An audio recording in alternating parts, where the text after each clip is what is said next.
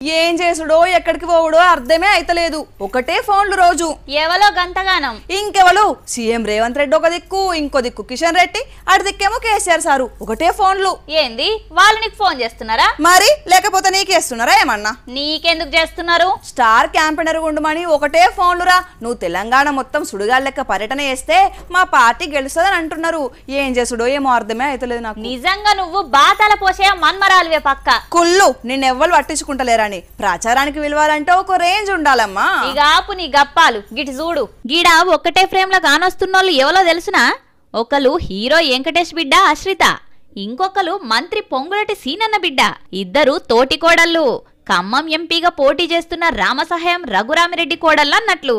మామ కోసం ఇద్దరు కోడళ్ళు మెడల కాంగ్రెస్ కండువా వేసుకొని వాడలా మీటింగులు పెట్టుకుంటా పబ్లిక్ కు మా మామను గెలిపియండ్రి అని అడుగుతున్నారు. నేను మా మామగారి గురించి ఎంతో చెప్పగలను, కానీ నేను ఒక్క మాట చెప్తాను. ఆయన తన ఫ్యామిలీకి ఎంత పని చేస్తారో నేను కళ్ళారా చూశాను. అలాగే ఆయన ఖమ్మం కుటుంబంకి అలాగే సేవ చేస్తారని నాకు పూర్తి నమ్మకం.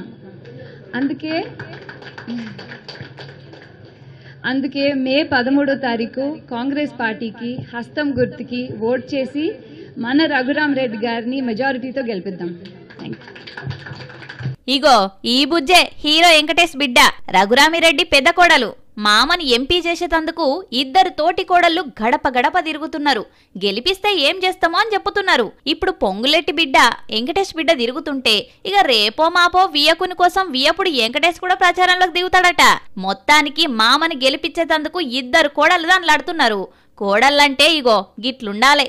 ఎంతసేపు మామేం పెట్టిండు ఏమిచ్చిండు అనే చూస్తారు కొందరైతే. కానీ ఈ కోడళ్ళు మామను పార్లమెంటుకు పంపాలని కంకణం కట్టుకొని